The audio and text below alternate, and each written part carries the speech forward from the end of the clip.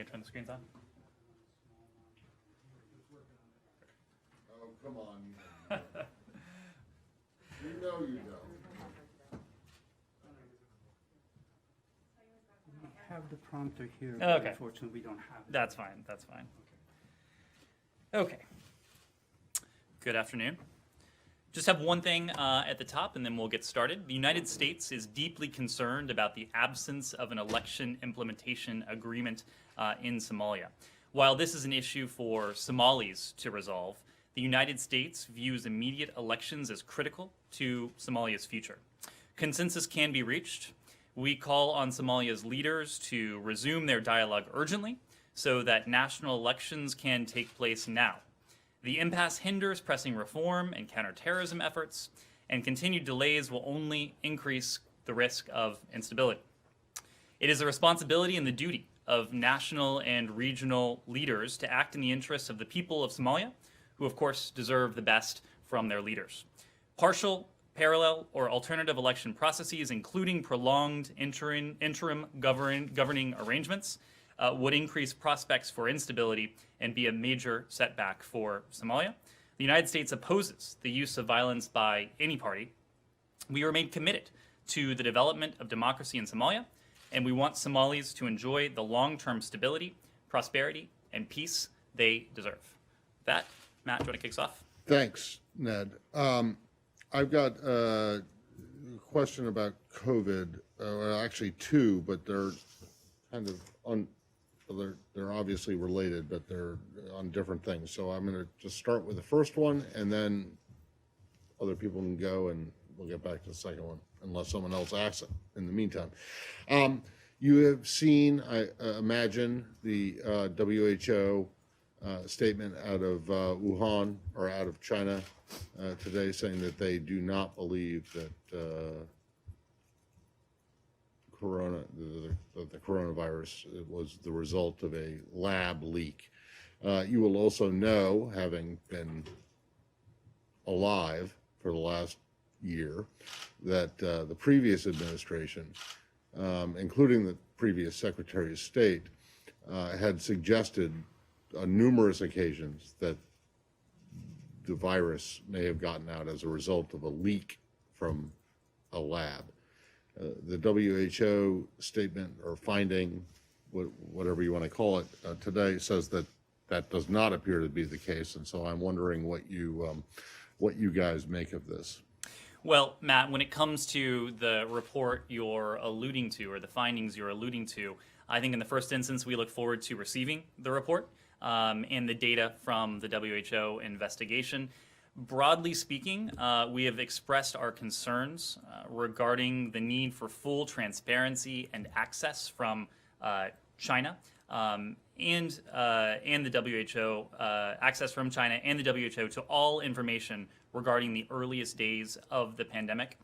It's imperative that the world learns as much as possible about the earliest days of the COVID-19 pandemic, so that we can understand its origins, and so importantly, we can prevent future biological catastrophes. Now, you referenced statements from the previous administration. If I'm not mistaken, I believe this department on January 15th put out a fact sheet, and in that fact sheet, it was not conclusive regarding the origins of the coronavirus. So where we are today is that we look forward to receiving this report and the full data, and to digging into that ourselves, knowing that we do need that full transparency. Okay, well, so you put a premium on full transparency thus far, and recognizing that it is not finished yet.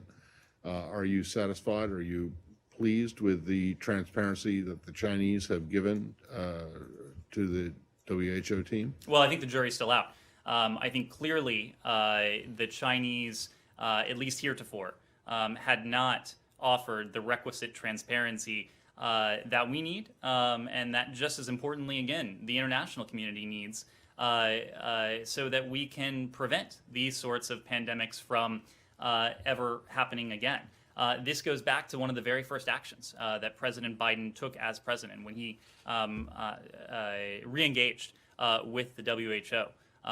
Look, we know that there needs to be international cooperation if we are going to be able to be in a position to staunch future outbreaks or epidemics before they become pandemics. The WHO is leading this investigation.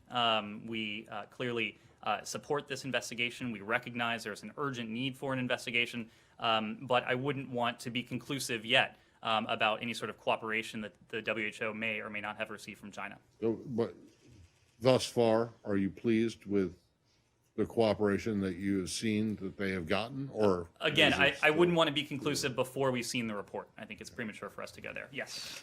Same topic. As Matt referenced, the Secretary Blinken's predecessor had said there was enormous evidence supporting the lab theory. Is it the Secretary's view that that's not the case, that there's not enormous evidence? The Secretary's view is the view of the department. And that is that we need to see this report. We look forward to seeing this report. We're supportive of the WHO investigation. And I think more broadly, too, we can speak to our own efforts. We will work with our partners and also draw on information collected and analyzed by our own intelligence community to evaluate the report once we've received it, as well as the data from the WHO evaluation. So, look, I think rather than rush to conclusions that may be motivated by anything other than the science, we want to see where that data leads us, where that science leads us, and our conclusions will be predicated on that. Yes. Just following But up on that. let's move it around a little Yeah, bit. just following up on that. The Chinese have suggested that maybe that you should expand the investigation because the first cases were in December 2019, and there have been cases elsewhere in the world. Do you think that there should be investigations into the origins elsewhere, or do you think this focus should remain on Wuhan? Well, we are talking in this case about the origins of the coronavirus. I don't think there is any reasonable person who would argue that the coronavirus originated elsewhere. So that is why our focus is on this WHO investigation. We look forward again to seeing the report, to seeing the underlying data, to using what we may have within our own reach, based on our own intelligence and analysis, to corroborate what the WHO has found and to reach our own conclusions. Yes. Following up on what Matt and John said, the previous administration had a great deal of intelligence and other evidence about what it believed was the origin of the coronavirus, and you guys presumably have access to the same intelligence. The previous secretary came out and said, as John said, that he believed there was significant evidence of a possible lab origin. Are you guys, why can you not draw conclusions from the evidence that they were drawing conclusions from? And are you then not ruling out the possibility that there was a lab origin to the virus? Well, I would note a couple things. Number one, I've certainly seen the reports of what the WHO seems to have found, and those reports indicate they, at least in this initial stage, have reached a conclusion vis-a-vis the origins of the virus. But again, we want to see that for ourselves. What I can speak to regarding what you have heard from this department prior to January 20th, I would point you to the January 15th fact sheet. The January 15th fact sheet was very clear that it was inconclusive. It didn't give credence to one theory over another. That is why, again, we are looking forward to receiving this full WHO report, to reviewing it, to reviewing the underlying data, and to cross-referencing what may be in our own holdings with that. Yes? Yeah, so part of this was they said that the lab theory they don't think should be in the hypothesis that we will suggest for future studies. So does the State Department agree that we should cease that vein of inquiry and stop investigating whether or not it did come from the lab? The State Department, again, wants to see the report. We want to see the underlying data. We intend to marry that underlying data with what is in our own broader holdings, to include within our intelligence community. We are going to base our conclusions on nothing other than the data, nothing other than the science, and based on that, we'll come to a conclusion.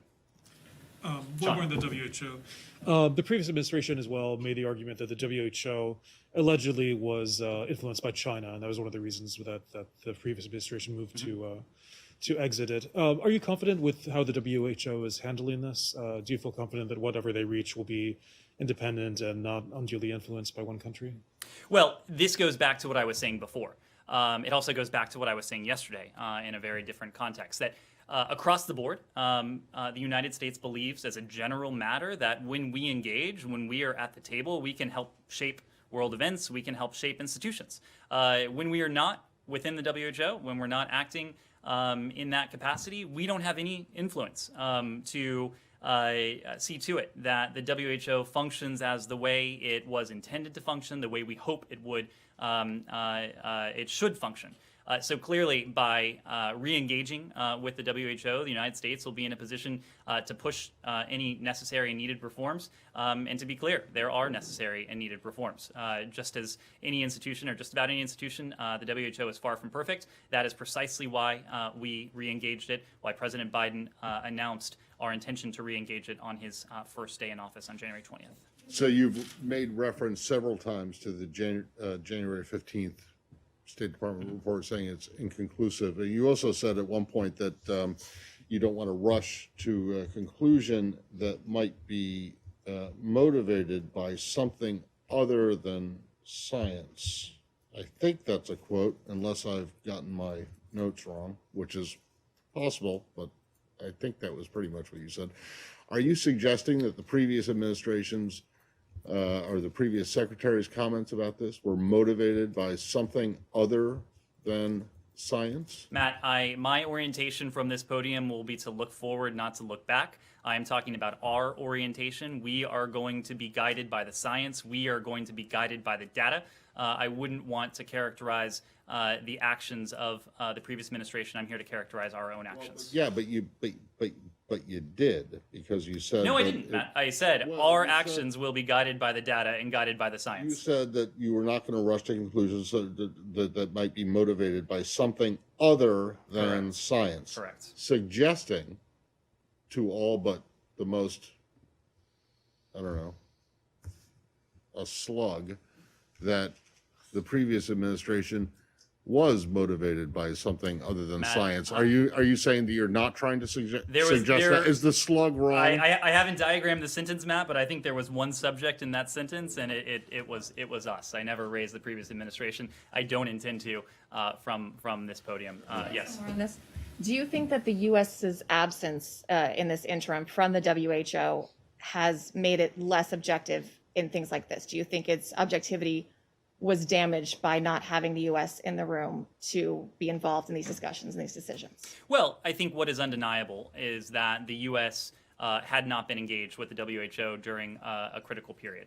That is precisely why, on the campaign trail, then candidate Biden pledged to re-enter the WHO on his first full day. On his first day in office. That is precisely why, on his first day in office, he made good on that promise. Again, when we are at the table, when we are taking part, when the United States is present, when we're engaged, whether that's with the WHO, with UN bodies, with other elements, we can see to it that our interests and our values are there, that they are being represented. And I think when it comes to the WHO, that's precisely what we're going to do. Yes. During his confirmation hearing, Secretary Blinken said that the administration intends to join COVAX. Do you have any update on that effort and whether or not you provide a certain amount of funding for the vaccine distribution? So I don't have an update for you on specific funding. I think what I can say generally is that the United States will support multilateral efforts in the international COVID-19 public health and humanitarian response, including access to the COVID-19 tools accelerator and the COVAX facility. In addition, we'll also be taking steps to provide congressional appropriated funds to Gavi, which will support international vaccine procurement and distribution. We'll also develop a framework for providing surplus U.S. government vaccine doses to countries in need once there is sufficient supply in the United States, including through the COVAX facility as appropriate. And just to anticipate a follow-on question, we believe and we know that we can do both, that we can support these humanitarian efforts and these global efforts while ensuring that we have a safe and equitable access to the vaccine here in the United States to our own citizens, which of course is our priority in the first instance. Yes, Rich. Thanks, Ned. In your evaluation of the current refugee resettlement system, what kind of challenges do you have getting to 125,000 next year, and will that require an investment beyond what Congress has been providing over the past few years? Well, what I can say is that this is a priority of the president's. It is a priority of the president's because it is very much in our DNA to be a country that welcomes, that provides refuge, that provides safe haven to those in need. This, of course, was a priority that you heard from then candidate Biden. It was, of course, something that the president has spoken to in recent days. The White House has set an ambitious target. There is a target for this fiscal year. There's a target for the next fiscal year. And of course, as with many elements of our policy, many processes that we look to, it will take some time for us to get to those targets, precisely because, in this case, the U.S. refugee admissions process had essentially come to a standstill in recent years. And so there will be an effort within this building with our interagency partners to see to it that we can revive that program that has important humanitarian functions, that has important strategic functions, that is reflective of who we are as an American people. Of course, this won't happen overnight just because it will take some time to get those engines back up and running, but the president is committed to it. What's your assessment of what those engines are like right now? Well, I think I just said the U.S. refugee admissions program, of course, has been profoundly underutilized in recent years. And so we are starting from a very slow rolling speed. But again, it is the president's commitment that we ensure this program is up and running in a way that provides refuge, provides relief, provides safe haven to those fleeing violence, conflict, persecution the world over. Again, it has humanitarian value, strategic value, and it's reflective of who we are, and that's why we're making it a priority. Lalo. Thank you, Ned. 3 weeks into this administration, top leaderships of this government have spoken to the Indian counterparts. Last one was yesterday when the president spoke with Prime Minister Modi. From this podium, can you articulate for us what would India-US relationship would look like in the next 4 years? Sure. Let me give you just some broad top lines, and I think you probably saw that Secretary Blinken today spoke with his Indian counterpart, Foreign Minister Jaishankar. I think I would start by saying the U.S.-India comprehensive global strategic partnership is both broad as well as multifaceted. We'll continue to engage at the highest levels of our government to deepen cooperation on many fronts, and we are confident that the strong and upward trajectory of our partnership will in fact continue. India is one of the most important partners in the Indo-Pacific region to us. We welcome India's emergence as a leading global power and its role as a net security provider in the region. We cooperate on a wide range of diplomatic and security issues, including defense, non-proliferation, regional cooperation in the Indo-Pacific, counterterrorism, peacekeeping, the environment, health, education, technology, agriculture, space, and oceans. And of course, that list is not exhaustive. We also work closely. I could go on. We also work closely in international organizations, and we welcome India joining the Security Council in last month of this year for a 2-year term. We also remain India's largest and most important trading partner. with total bilateral trade increasing to $146 billion in 2019. U.S. companies, of course, are a large source of India's foreign direct investment. And then finally, I would just highlight the people-to-people ties, the broad and important people-to-people ties across this country. Nearly 4 million Indian Americans call the United States home, contributing to their communities and proudly serving their country in uniform. One more question. Several leaders of the Democratic Party, including Congressman Pramila Jayapal, Vice President Harris in a previous role as a senator, have spoken and raised voice concerns about India's human rights situation, including the farmers' protest and previously Kashmir, CAA, and other issues, which was mentioned in Biden campaign's some of the policy documents. When Secretary Blinken spoke to his Indian counterpart, this issue was raised by him. Well, what I can say, and this applies not only to India, but to every partner of ours across the board, we are committed to supporting democratic values, including a free and open civil society and the strong rule of law. We regularly engage with the government of India, including, as you referenced and I alluded to today, on our shared commitment to democratic values. We believe it's the bedrock for the U.S.-India relationship. And it's actually in keeping, as you know, with India's own democratic values, its pluralistic values, and its history of tolerance. So we regularly engage with our Indian counterparts on. One more on China. In the last 1 year, China has aggressively tried to encroach upon Indian territories. What is the administration's position on that? Well, we're closely monitoring the situation. We note the ongoing talks between the governments of India and China, and we continue to support direct dialogue and a peaceful resolution of those border disputes. We are concerned by Beijing's pattern of ongoing attempts to intimidate its neighbors. As always, we'll stand with friends, we'll stand with partners, we'll stand with allies to advance our shared prosperity, security, and values in this case, the Indo-Pacific. A very quick one. Is a Quad summit in the works? So we don't have anything to announce at this time. What I would say generally is that the Quad is a key example of the United States and our closest partners, including in this case India, pulling together for the good of free and open Indo-Pacific region.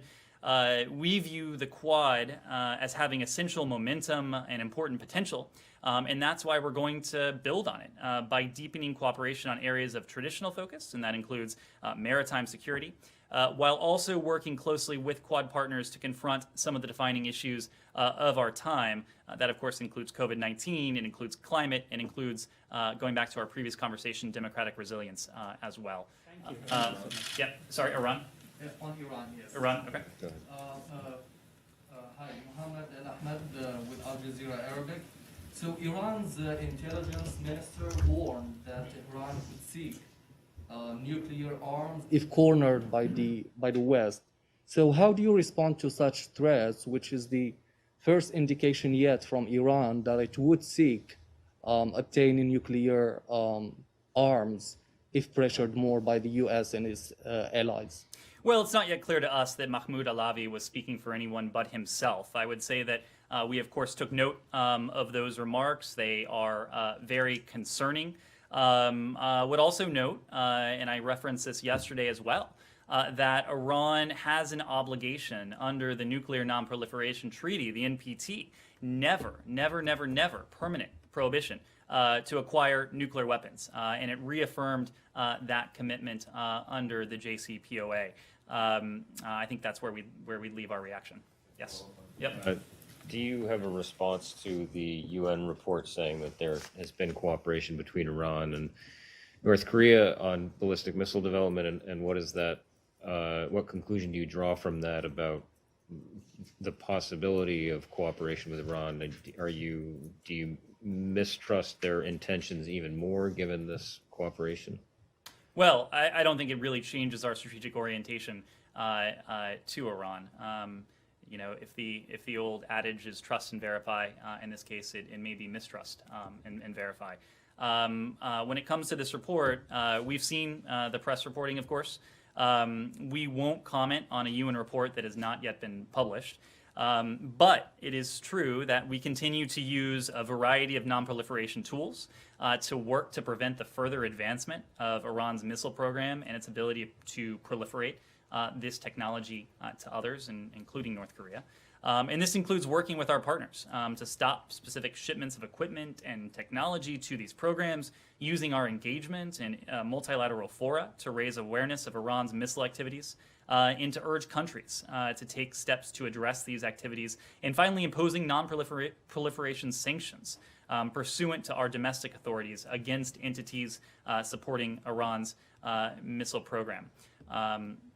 That's why we've also said that our goal is not only to have Iran come back into full compliance with the JCPOA, but then to use the JCPOA, which we would seek to, in the first instance, lengthen and strengthen as a platform for follow-on agreements to include other areas of Iran's malign activities, and that includes, of course, its ballistic missile program. Thank you. Yep.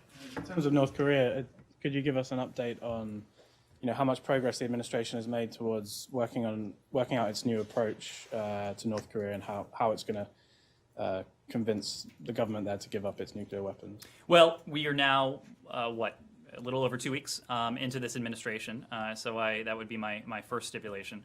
But I will say, when it comes to that approach, we will adopt a new approach that keeps the American people and our allies safe.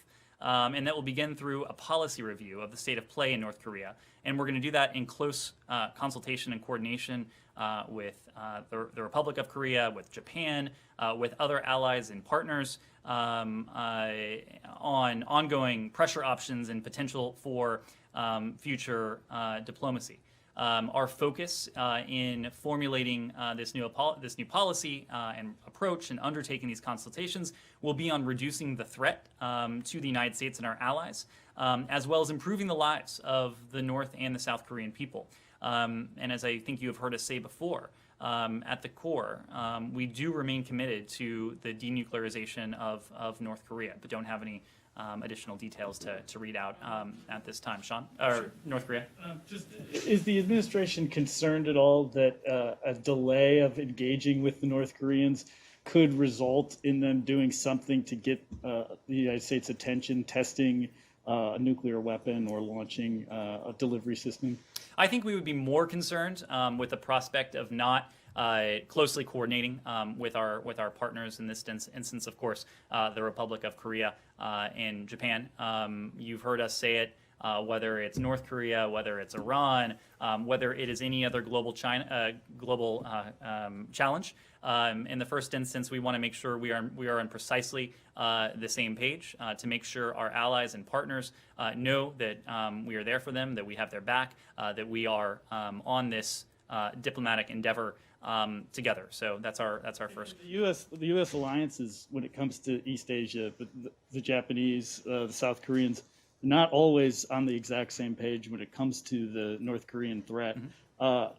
Are you getting the sense, as you're doing that outreach, that you all are on the same page? Well, that's exactly why we're doing it. I think the risk in moving too soon, whether the issue is Iran, whether the issue is North Korea, is that we don't bring along our allies and our partners with us. And it's very important that we do the diplomatic legwork, that before we undertake any approach, that we and just as that we know what our strategic objectives are. But as importantly, our partners and our allies also know what our strategic objectives are. And of course, the underlying goal there is to harmonize them, to make sure our approach is coordinated and, in turn, most effective. Sean? Sean? Sure. Could we go into Myanmar? No. To Burma? Both North Korea and Iran? Okay. Just for a second. You say a new policy and a new approach. Does that mean that we should not expect to see President Biden or Secretary Blinken flying to Asia, meeting with Kim Jong-un? Is that what you mean by that? And do you mean that you believe that the previous administration's approach to North Korea was a failure? I am not going to speak to the previous administration's approach. I'm just stating facts about where we are. And I'm speaking to the review that we are undertaking. When it comes to where Secretary Blinken or President Biden might fly, I wouldn't expect them to fly anywhere anytime soon out of the country. I would expect when we are prepared to travel that you will see Secretary Blinken going first to our close allies and partners. And I would imagine that would include to our Asian allies early on. And then you said in reference to Iran that they had said as part of, you said that Iran had said as part of the JCPOA that they would never, never, never, never, maybe you only said it 3 times, acquire a nuclear weapon. Does this administration really believe that?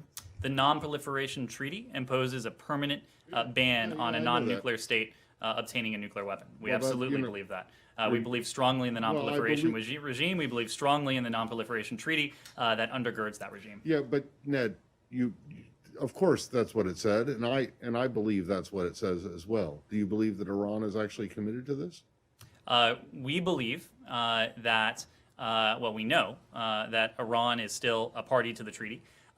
We believe. You know what? You also believed that Russia was a party to the Open Skies Agreement, and you said just a couple of days ago that they weren't in the INF Treaty, and you said that they weren't adhering to it. Yeah. So there's There's a big difference between signing up to a treaty or an agreement and actually complying with it. Well, so do you actually believe that Iran is serious and is, full on never, never, never acquiring a nuclear weapon? We know that is Iran's obligation under the Non-Proliferation Treaty. We also know, as we have discussed here, that Iran is far out of compliance with its JCPOA obligations. That is why we have continued to reiterate the point that Iran needs to resume that full compliance with its JCPOA obligations, and from there we'll pursue the path of diplomacy. Sean. Speaking to Myanmar, could you provide an update of any diplomacy that's gone on recently? You mentioned yesterday standing with the people of Burma. Could you explain what, if anything, the U.S. can do to that? And do you have specifically any comment on actions in the past day? Today, the military authorities ransacked the offices of the NLD, the Suu Kyi's party, the National League for Democracy. Mm-hmm. And there's the use of force in some protesters. Yeah. Well, what I would say broadly is that we strongly condemn violence against demonstrators. All individuals in Burma have rights to freedom of expression, association, peaceful assembly, including for the purposes of peaceful protest. We repeat our calls for the military to relinquish power, restore democratically elected government, release those detained, and lift all telecommunication restrictions and to refrain from violence. You saw in the readouts that have been issued in recent days, recent hours even, by this building, by the White House, that Burma has been a constant refrain in our engagement with leaders around the world. You saw the very strong statement emanate from the UN Security Council late last week, on Friday, I believe it was. We are continuing to make this a priority. We are making no bones about where we stand when it comes to the military's need to relinquish power. As you've also heard us say, we are undertaking a careful review of the assistance that we provide to Burma, and with an eye towards ensuring that those responsible for this coup do face significant consequences. Yes. Is it still the case that the U.S. hasn't had any contact with the generals who made this coup? And I guess related to that, you've been talking about you're talking to allies who might have closer relationships with Myanmar. Do you know if any of those allies or any other countries you've been talking to have been able to talk directly to the senior general? Yep. Senior General Min Aung Hlaing. So look, I will speak for this building. I think I said yesterday that we had made attempts, both informal and formal, to reach Aung San Suu Kyi in the hours and days after the coup. Those efforts were denied. There are countries in the region that do have closer relationships with some of those behind these actions. I wouldn't want to speak for them, but I can tell you the international community is attempting every avenue to ensure that democracy and civilian leadership is restored in Burma. It's precisely why it has continued to be a refrain in the readouts you've seen from this building, from the White House, and why I expect you will hear more about our policy course of action in the coming days. Yes. Venezuela. A GAO report concluded yesterday that U.S. sanctions against Maduro's regime maybe have exacerbated the humanitarian crisis there. Is that going to compel the Biden administration to find another way, aside from sanctions, to force Maduro from power, even if they are targeted, as Secretary Blinken has suggested they might be? Well, what I would say in the first instance is that the U.S. is the largest donor of humanitarian aid for the Venezuelan regional crisis. We are committed to supporting Venezuelans who are suffering due to the crisis caused by the Maduro regime. The illegitimate regime's repression, corruption, and mismanagement have left millions of people in Venezuela in need of humanitarian aid, and it's created one of the worst migration crises ever seen in the Western Hemisphere. An estimated 5.4 million people have fled the country. We have been and we remain extensively engaged in the good faith efforts of the interim government of Venezuela to bring relief to the Venezuelan people who are struggling with poverty and health needs. And we do remain the largest donor of humanitarian aid for the Venezuelan regional crisis, having provided more than $1.2 billion to help people affected by the crisis, both in Venezuela and across the region. This amount includes more than $47 million in humanitarian assistance, specifically to support water and sanitation, case management, and disease surveillance in response to COVID-19. Sanctions, to your question, are designed to allow for the provision of humanitarian assistance and the commercial sale of export and export of agricultural commodities, food, medicine, medical devices to Venezuela. We do remain the second largest food exporter to Venezuela as well. President Biden, as I think you have heard him say in recent days even, understands the pain the current crisis in Venezuela is inflicting on Venezuelans and their families. We know that pain is the result of one individual and one regime, and that is the corrupt Maduro regime and the dictatorship of Nicolas Maduro. But given that the sanctions in this GAO report have actually been identified to exacerbate the humanitarian situation, has that changed your thinking on what exactly you might do that are aside from sanctions? We are always looking for ways to support the people of Venezuela.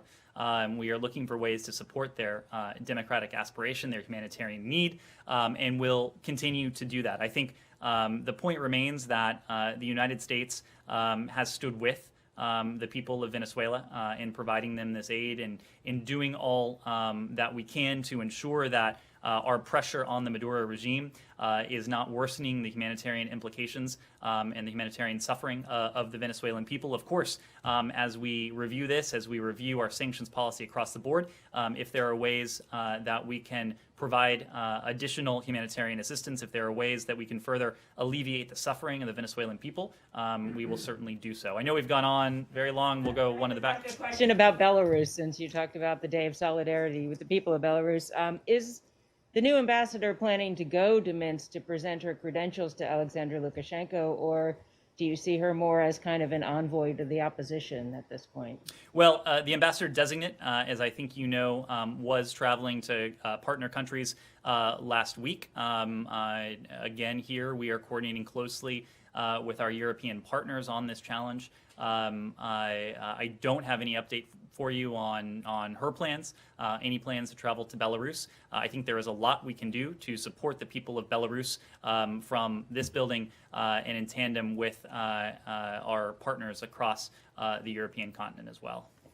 Russia, so kind of related. The EU's top diplomat has sort of signaled a hardening stance of the EU towards Russia over Navalny. Mm-hmm. And you know, the treatment he received in Moscow got a bit of attention. So, is the U.S. considering sort of is this going to potentially accelerate your imposition of sanctions on Russia? We have been moving expeditiously and with alacrity since day one of this administration to ensure that our maneuvers to hold the Russian regime accountable for its malign activity across the board to ensure that we did just that. Of course, in the early days of this administration, we saw a violent crackdown on Russian citizens who took to the streets to do nothing more than to exercise the rights that they are guaranteed under the Russian Constitution. We are, the DNI is evaluating a whole series of malign activities. We, of course, are taking to account Russia's egregious actions in this case and its human rights abuses more broadly. But we have always been moving as quickly as possible when it comes to policy maneuvers you may well hear about going forward. I think with that, we'll call it a day. Wait, hold on one second. You said you're moving, since taking office, you've been moving expeditiously and with alacrity. So what have you done? I think you've announced a review, but what we have actually announced a review. I think in day. Well, I can announce a review of well, my Matt, Netflix. Matt, reviews do reach their culmination, and so this is not a review for the sake of a review. No, okay, fair enough. So, are you suggesting that that with alacrity and expeditiously these reviews will come to a conclusion very soon? And I am suggesting that we are moving expeditiously and with alacrity. I wouldn't want to put a time frame on it, but I think you have clearly seen us take a number of actions, coordinate with our allies and our partners, leave no doubt in our public statements where we stand. I haven't seen a number of actions. What are the actions? You haven't seen the G7 statement that was issued shortly into this administration. You haven't seen the secretary speak out. You haven't seen the president speak out. You haven't seen the president direct his DNI to undertake a review of a number of malign activities. We have been very consistent on this, Matt. That's a lot of talk. That's not action. I mean, don't you remember? Yeah, growing up, actions speak louder than words. And words, Matt, announcing a review is not exactly. Matt, we are not undertaking a review just for the sake of a review. Gotcha. The review will come to a culmination and